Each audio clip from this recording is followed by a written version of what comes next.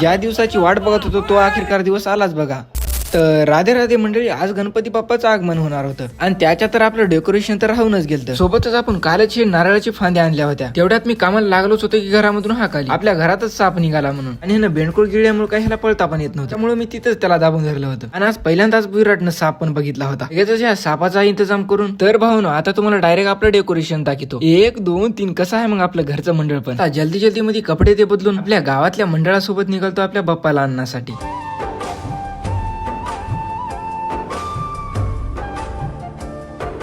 धुळ्यामध्ये आल्यानंतर शिवांनाला घेऊन आपल्या घरच्या मंडळासाठी गणपती बघण्यासाठी निघालो.